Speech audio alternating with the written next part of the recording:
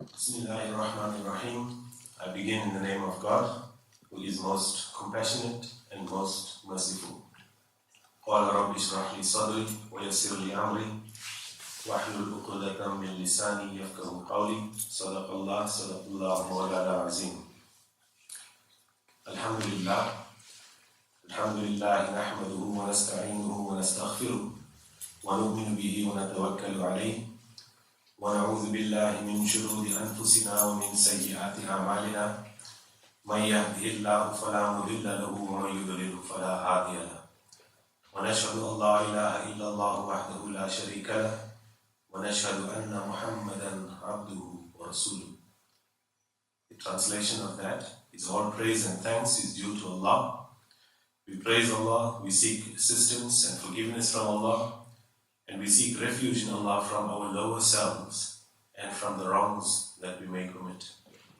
Whoever Allah guides, no one can misguide, and whoever Allah leaves astray, no one can guide. And we bear witness that there is none worthy of worship but God, the one who is unique and has no partners. And we bear witness that Nabi Muhammad sallallahu alaihi wasallam is Allah's servant and Allah's messenger. The topic for today's khutbah is the spiritual dimension of fasting, or as I would like to call it, hungry for God. It's a pleasure to share a few thoughts with you on this day of Jummah, the 21st day of the sacred month of Ramadan, a month in which abstinence and fasting has been prescribed as a means of self-purification and as a means of worship. Now, the universality of this ritual is astounding because we join more than a fifth of the world in observing the month of Ramadan. Fasting in Ramadan develops in a person a real spirit of social belonging, of unity, of brotherhood or sisterhood, and of equality before whatever we deem God to be. And this spirit is the natural product of the fact that when people fast, they feel that they are joining the whole Muslim society, which makes up more than a fifth of the world's population, in observing the same duty in the same manner at roughly the same time for the same motives and for the same end. And no sociologist or historian can say that there has been at any period of history anything comparable to this powerful institution of fasting in the month of Ramadan. But what is fasting? How does the fasting of Muslims in Ramadan differ from the fasting of other faiths? And why should one torture one's body in the first place? What do you really gain from fasting in the end? These are few questions that a number of friends and colleagues often ask, usually out of fascination with this spiritually uplifting practice of the Islamic faith, and also at times out of pity and sympathy for us, thinking that why should anyone suffer from hunger and from thirst like Muslims? And I wouldn't be surprised if many of us sitting here share the same negative perception of fasting sometimes. As a point of departure, it's important to note that fasting in Arabic is called Sawm, which literally means to be at rest. For 11 months of the year, we assault our bodies in various ways. But this is the one month, the one opportunity to be at rest, to rest our digestive tract. And the time of fasting, the 12 to 14 hours, is exactly in sync with the amount of time it takes for food to pass from the mouth to the colon. So why do we fast? The usual answer we get is that to show solidarity with the poor and needy, to know what it feels like to be poor, and to know what it feels like to be needy.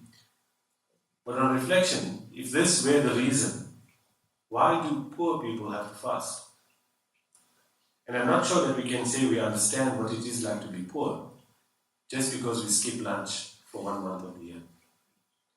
So in the Quran, we read in probably the most often quoted verse in the Quran about fasting, where Allah says, Ya ayyuhalladhina amanu, O you who believe, kutiba alaykumus siyam, we have prescribed fasting for you, kama kutiba ala alladhina min qablikum, as we have for those before you. So fasting is not something new. Every messenger that came down with a message for his or her group of people in their context, prescribe some form of fasting. And why do we fast? The last part of the verse says, لَعَلَّكُمْ تَتَّقُونَ, so that you may develop taqwa, so that you may develop God consciousness or Allah consciousness. Some translations will tell you it means to develop self-restraint. I'd also like to remind us about the sermon given by the Prophet Muhammad ﷺ on the last Friday of Shaban on the reception of the month of Ramadan. And in that sermon he said, "O people, indeed ahead of you is a blessed month of Allah, a month of blessing, mercy and forgiveness, a month which with Allah is the best of months, its days the best of days, its nights the best of nights, and its hours the best of hours. It is a month which invites you to be guests of God, to be guests of Allah, and invites you to be one of those near to Him." So fasting has been a devotional practice in most religious and spiritual movements throughout the ages. But the purpose of the fast ultimately is to diminish the desires of the self. It's a cleansing not only for the body, but a cleansing for the heart and for the mind, and a revival of both our outer and our inner.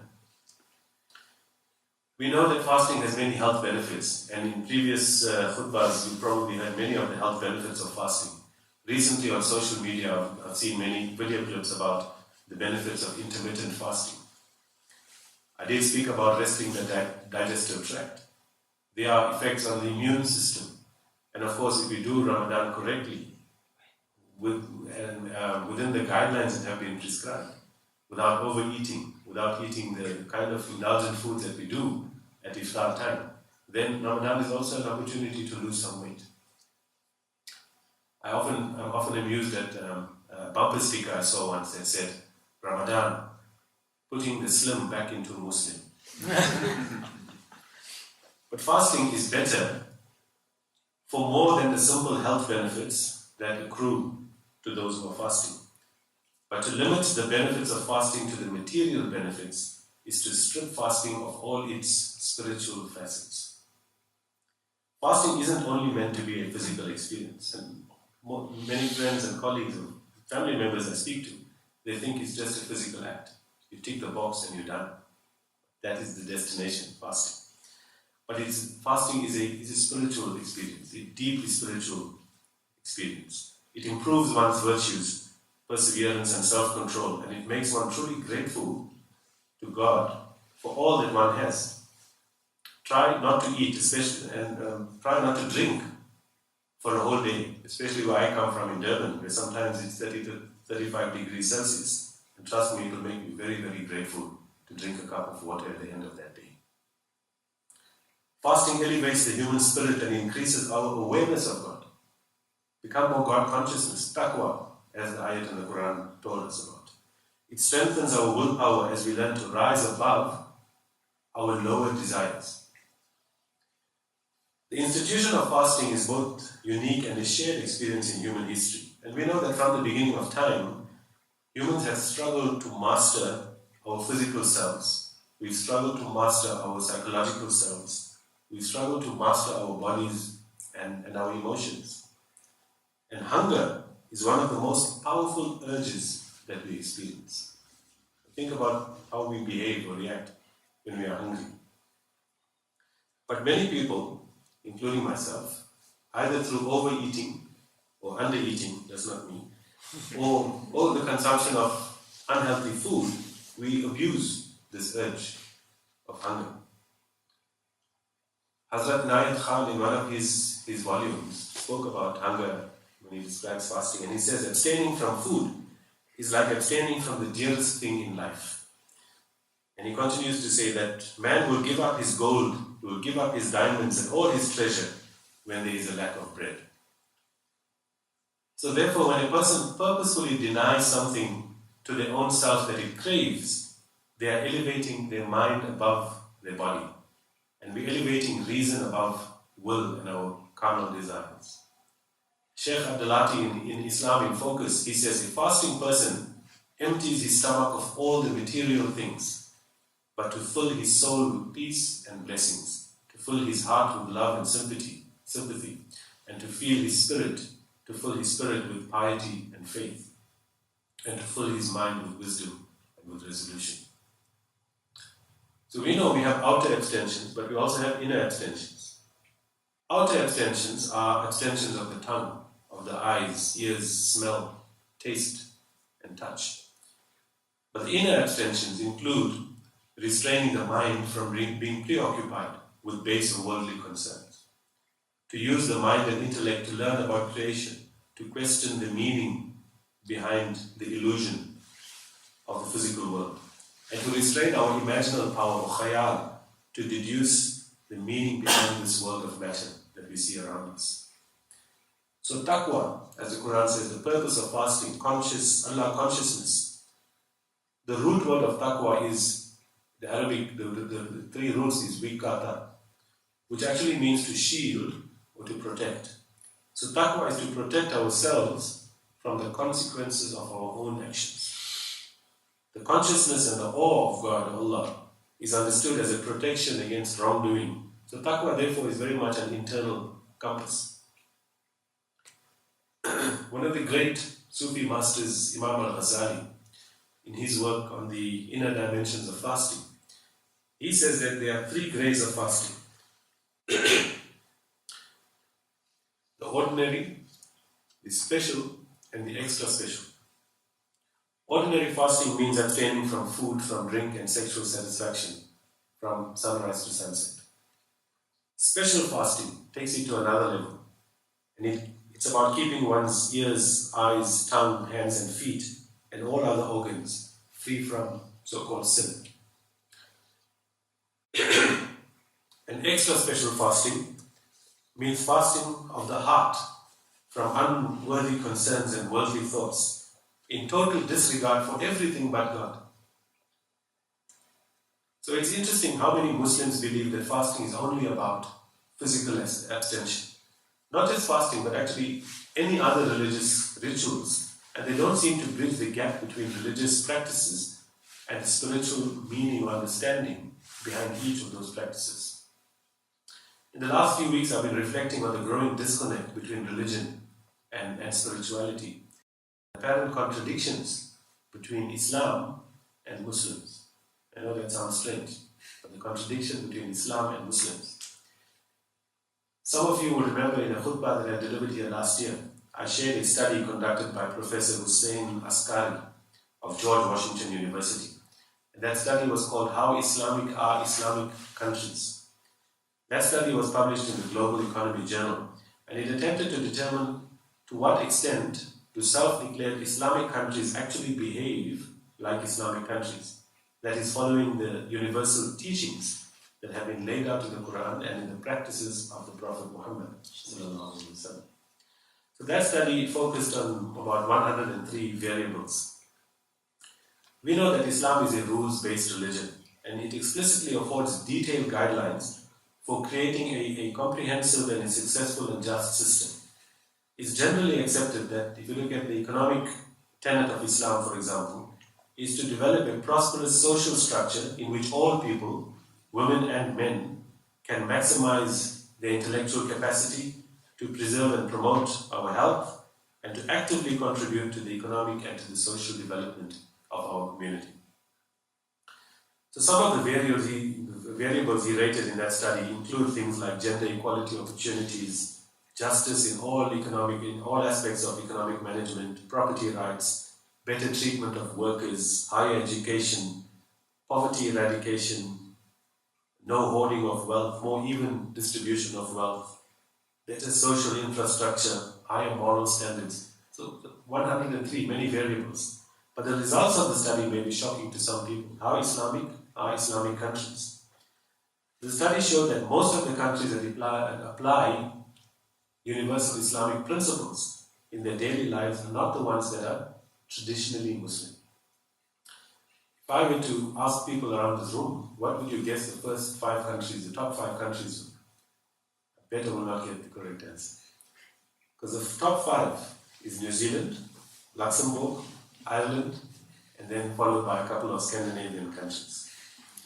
The first Muslim country on that list was Malaysia, which was 38th. Just out of interest, the Kingdom of Saudi Arabia was rated 131st on that list of how Islamic countries. So as Muslims, we seem to care only about performing religious obligations or rituals or sunnah. Prayer or fasting, we fight about niqab, we fight about beards. We fight about interpretation of the Quran and Hadith. But we don't necessarily practice the values that we espouse. We fixate on the external manifestations of religion, but we show little understanding for the spiritual dimensions of what it means to be a Muslim. What does it mean to be in a state of Islam? What does it mean to be in a state of total surrender to God and to the universe? We listen to religious lessons and sermons more than any other people on the face of this earth. But we are still not the best of nations. For example, if you're 40 years old, you probably have listened to more than 2,000 Friday sermons. But do we actually listen to the teachings and take practical lessons in transforming our lives? And a couple of examples are cited in this study. And I'm sure we can know from our own lives, see some of these examples in our own lives. A Chinese merchant once said, Muslim merchants come to me and ask me to put fake international labels and brands on their goods. But when I invite them to eat, they refuse because the food is not halal. So is it halal for them to sell fake goods? A Japanese Muslim said, I traveled to the West and I saw Islam in practice applied in the daily life of non-Muslims. And then I traveled to the East, I saw Islam, but I did not see many Muslims. So religion should not be reduced to prayer and to fasting or any other rituals. Religion is a way of life, a comprehensive way of life. It's a deen. It's a path. Performing a religious obligation is up to you, and it is something between you and Allah or God. However, good ethics is something between you and other people. In other words, if we do not put universal Islamic ethics into action and practice, we will never be able to connect to that consciousness that we refer to as God or Allah or by any other name.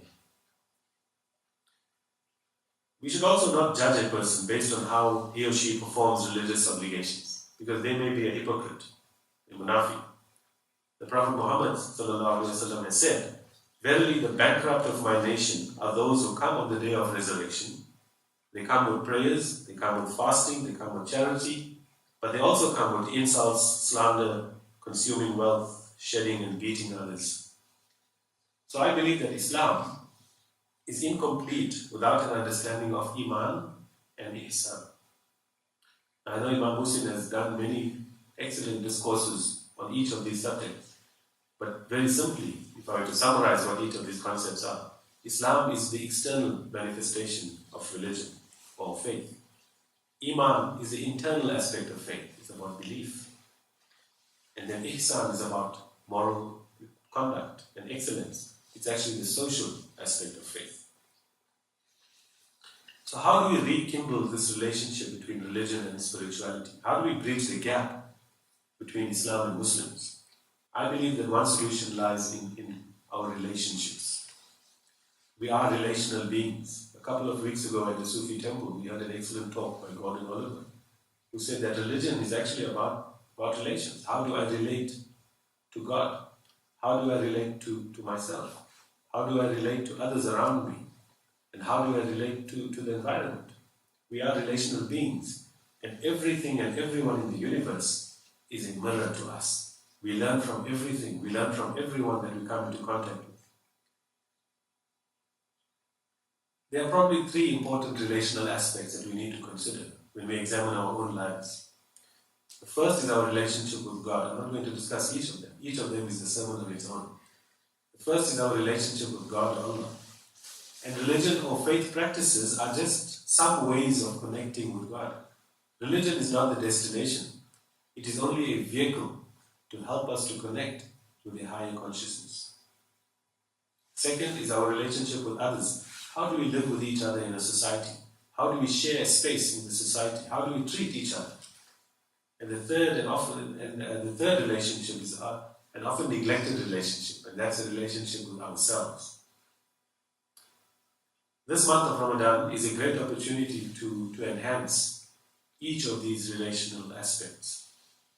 And there are three forces that actually make this month particularly special. Three forces that we engage with during this month that sets it apart from other months. And these are three C's. The first C is charity. This is a month of giving. We share our wealth, we share our belongings, we share whatever gifts that we have with people who do not have it. And charity is not just about giving of money, right? The Prophet ﷺ has said that your smile for your brother is a charity. Your removal of stones and thorns or bones from the path of people is a charity. Your guidance of a person who is lost is a charity. In another hadith, he also says that every act of goodness is a charity. So that's the first C that we particularly engage in this month. The second C is community. This is a month of sharing and caring. We come together to pray. We come together to eat. We come together to celebrate. Like the other pillars, fasting has a very strong social component. So let us also enjoy this month of Ramadan without judgment for our fellow human beings. For example, if Ramadan is the only time that somebody goes to mosque, or Ramadan is the only time that somebody prays, if Ramadan is the only time somebody stops drinking or smoking, if Ramadan is the only time somebody reads the Quran and understands it, then good for them. Let's not talk about them, let's not call them fake Muslims, or what's this other term I hear recently, Ramadan Muslims. Let's not call them these terms. Because for all we know that in that 1 month of the year, they may be 10 times more sincere and more pious than many of us are all year round. So the first one was charity, the second one was community, and the last C is contemplation. This is a month to reflect. It's a month to worship, to make dhikr, to remember Allah, and also to make fikr, to contemplate. There are many people who do not fast for any number of valid reasons, but there are many forms that worship can take during this month. But contemplation is one way in which we can connect to that consciousness that we call God. The Prophet ﷺ has taught that the contemplation of 1 hour is better than the actions of 70 years. And sometimes when we really focus and contemplate and make fikr, many of the answers to life's many dramatic problems come to us. That's what the Prophet did in the cave, right? In the cave of Hira for many years. Or that's how the Quran was revealed, as a response to each of the issues that he faced with in the community. One of my favorite quotes by Rumi also speaks about this. Rumi says that the answer is inside the question. So all we need to do is make fikr, contemplate. One of our friends, Dr. Adnan Al-Adnani from Belgium, reminds us that Ramadan comes from the root word Ramadan, which means a land that is parched with the intense heat and dryness, a land which is so dry in its extreme thirst that its surface cracks open and sections of the surface begin to curve up at the ends, creating bowl-like shapes. The surface almost gets detached from the ground, facing the sky and waiting for the pure and life-giving rain to quench its thirst. We've seen pictures of this on National Geographic, TV, or whatever. That's what Ramadan is, the dry, parched land. And what a beautiful metaphor for the seeker during Ramadan. This represents the yearning of the body and the soul of the sincere seeker of the truth during this month of Ramadan. The seeker, in his or her thirst and yearning, avoids and turns its back to earthly pleasures, like that dry ground detaches itself from the earth. In his or her solitude, we turn toward the source of life in our hearts, and we await the flow of love and knowledge from that spring in our hearts. Barakallahu li wa lakum fil Qur'an al-Kareem, wa nafa'ani wa iyyakum bil ayati wa dhikril hakim, innahu jawadun malikum barrun rabbun ghafurur rahim. May Allah bless me and you through the guidance of this noble Quran, and may its teachings and remembrances benefit me and you. Truly Allah is the possessor of wealth, the sovereign, the all-good, the one who has authority over us, the all-loving, the all-merciful. Let us spend a few moments in quiet contemplation and silent prayer.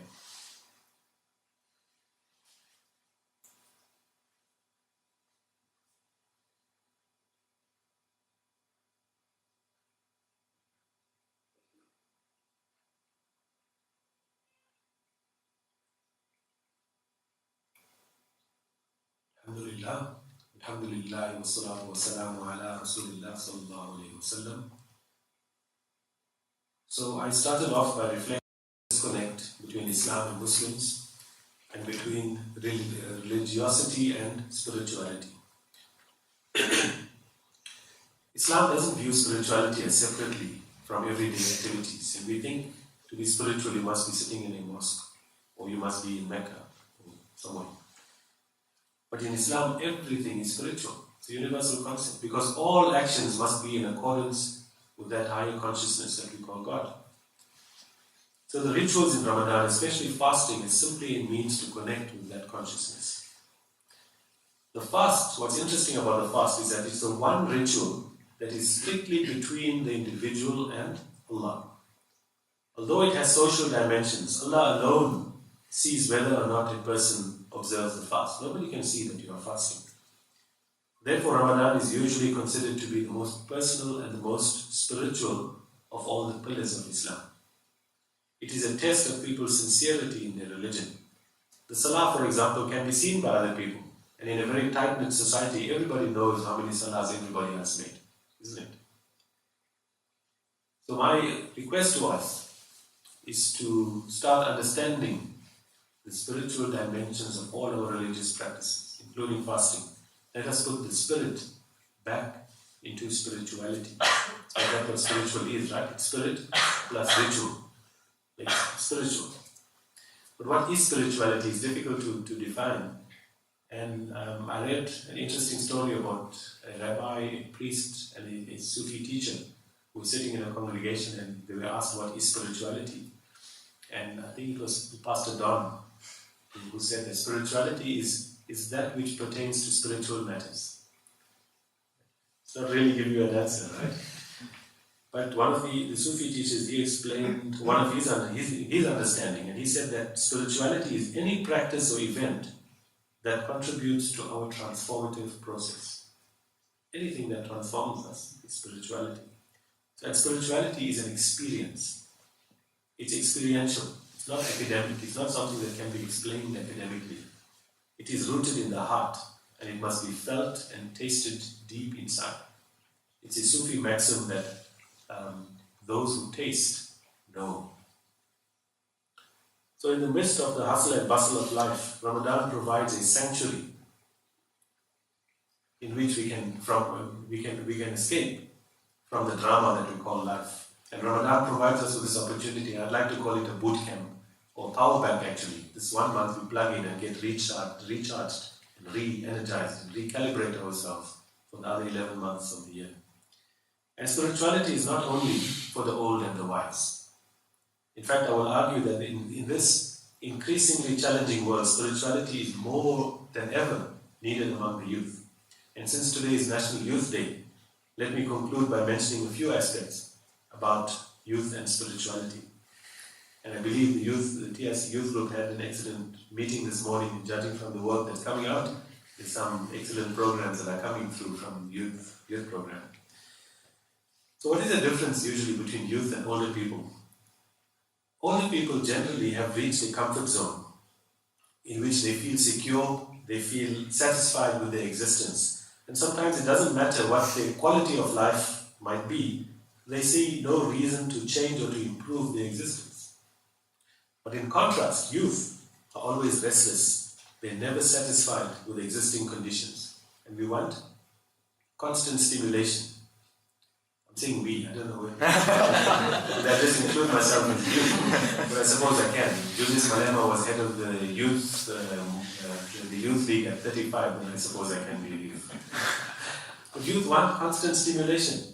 Therefore, youth are ideally placed to be powerful agents of change in our society. And that change has to come from within. As Allah declares in the Quran, in chapter 13, verse 11, Allah will never change the condition of a people unless they change what is in themselves first. This ayah reminds us of the necessity to always strive for individual change. And individual change becomes a natural progression to community change.